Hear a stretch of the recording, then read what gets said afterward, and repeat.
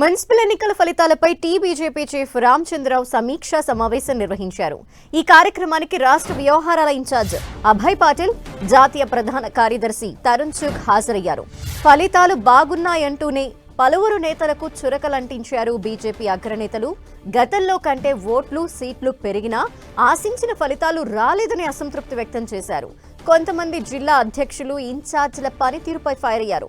స్థానిక నాయకత్వం, బూత్ కమిటీల బలోపేతంపై దృష్టి సారించాలని, భవిష్యత్ కార్యాచరణపై కీలక నిర్ణయాలు తీసుకున్నారు.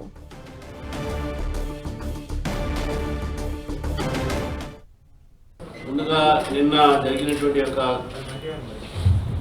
Chairman, mayor, deputy chairman, vice chairman, ఇవన్నీ కూడా మేయర్, డిప్యూటీ మేయర్ ఇవన్నీ కూడా జరిగినటువంటి యొక్క దీంట్లో భారతీయ జనతా పార్టీకు మొట్టమొదటిగా మనము తెలంగాణలో ఒక మేయర్ పదవిని సొంతంగా దక్కించుకున్నాం.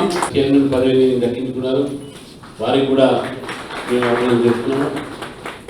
చాలా ఉద్దేశంగా ఉన్నటువంటి యొక్క అందరి కళ్ళు మొత్తం దేశమంతా కూడా చూస్తున్నటువంటి యొక్క నగరంలో ఎక్కడైతే మా గడ్డ అయిందని చెప్పినటువంటి యొక్క ఆ గడ్డని బద్దలు కొట్టి పైసాలో భారతీయ జనతా పార్టీ కూడా విజయ ఎగిరేసినటువంటి విషయాన్ని అందరూ వారికి కూడా మేము అభ్యర్థిస్తాము.